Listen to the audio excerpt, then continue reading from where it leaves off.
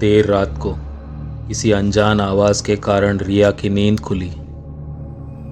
अपने बेड के पास वाले टेबल पर रखी हुई घड़ी पर उसने नज़र डाली तो रात के 1:30 हो रहे थे। उसने दोबारा सो जाने की कोशिश की, परंतु तभी अचानक उसे अपने कमरे में एक अजीब सी आवाज़ आने लगी। ध्यान से सुनने पर उसे महसूस हुआ कि ये आवाज़ उसी के बेड के नीचे से आ रही है। रिया बहुत डर गई, उसे पसीना आने लगा।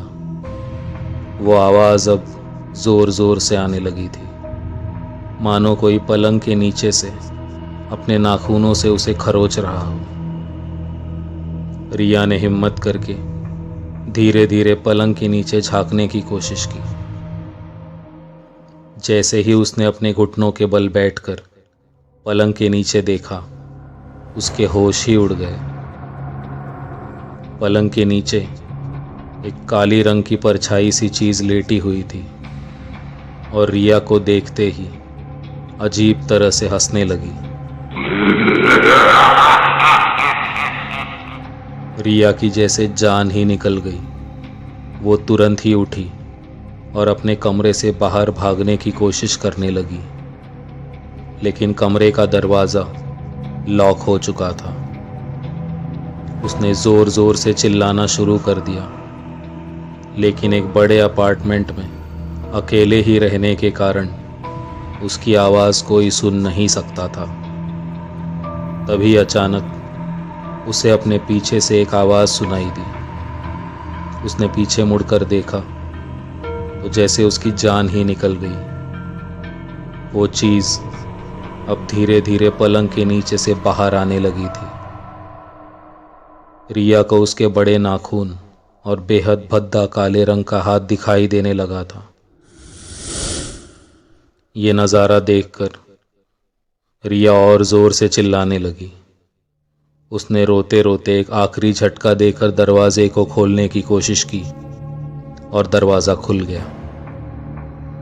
वो जैसे ही बाहर कदम रखती, उसे अपने पीछे से एक पुकार सुनाई दी, रिया। उसने पीछे देखा तो वो चीज़ अब पूरी तरह पलंग से बाहर आ गई थी। वो दिखने में बहुत ही भयंकर थी।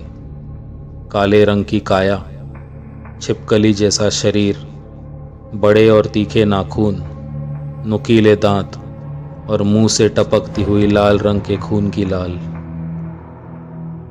ये नज़ारा देखकर तो जैसे रिया के प्राण ही सूख गए और वो चिल्लाते हुए अपने कमरे से बाहर आ गई। उसने हॉल में जाकर घर के मुख्य दरवाजे को खोलने की कोशिश की, लेकिन वो भी लॉक हो चुका था। रिया ने मुड़कर देखा तो वो चीज़ अब धीरे धीरे रेंगते हुए उसके कमरे से बाहर आ गई थी और अब वो रिया की तरफ बढ़ने लगी। रिया ने चीखते हुए दोबारा दरवाज़ा खोलने की कोशिश की, लेकिन कोई फ़ायदा नहीं हुआ। उसने हिम्मत जुटाई और पास के टेबल पर रखे हुए फ्लावर पॉट को उठा लिया और ज़ोर से उस चीज़ की तरफ फेंक दिया, और उस परछाई से टकराते ही फ्लावर पॉट किसी खिलौने की तरह टूट गया। उस चीज़ की लाल उस फ्लावर पॉट पर पड़ते ही वो गमला मिट्टी समेत ही जलने लगा, जैसे किसी ने तेज़ाब फेंक दिया हो। ये देखकर रिया और भी ज़्यादा डर गई। उसने जान लिया था कि अब दरवाज़ा नहीं खुलेगा। वो चीज़ अब धीरे धीरे रेंगते हुए उसकी तरफ आने लगी। रिया तुरंत ही बाथरूम की तरफ दौड़ पड़ी और अंदर आकर दरवाजे को लॉक कर दिया और रोते हुए बाथरूम में बैठ गई। पर देखते ही देखते बाथरूम के दरवाजे पर कोई ठोकने लगा और कुछ ही पलों में उस चीज़ ने बाथरूम का दरवाज़ा भी तोड़ दिया। रेंगते रेंगते वो रिया के पास आ गई। रिया ने डर के मारे अपनी आंखें बंद कर ली और थोड़ी ही देर में उस चीज़ की आवाज़ बंद हो गई। रिया ने अपनी आंखें खोली और देखा तो वो चीज़ ठीक उसके सामने ही बैठी हुई थी और दूसरे ही पल में उसने रिया पर झपट्टा मार दिया। इतना होते ही अचानक रिया चीख उठी और उसने आंख खोलकर देखा तो वो अभी भी अपने पलंग पर ही सोई हुई थी। उसका सारा शरीर पसीने से भीग चुका था और सांस भी फूल चुकी थी। उसने अपने माथे से पसीना पोंछा और सांस पर काबू पाते हुए शुक्र मनाया कि ये सब सिर्फ एक बुरा सपना था।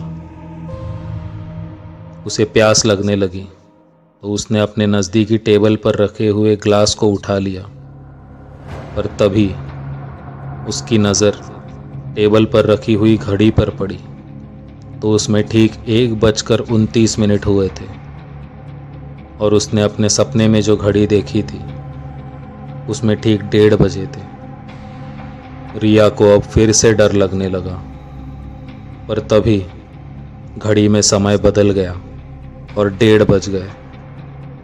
ऐसा होते ही घड़ी में अलार्म बजने लगा और तभी रिया को अपने पलंग के नीचे से वही नाखूनों की आवाज़ आने लगी और अचानक ही एक पुकार सुनाई दी।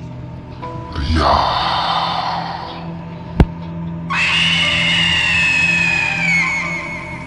दोस्तों, यदि आपको मेरी ये कहानी पसंद आई हो तो हमारे चैनल को लाइक कीजिए और सब्सक्राइब कीजिए। मैं फिर लौटूंगा जल्द ही एक नई कहानी के साथ। धन्यवाद।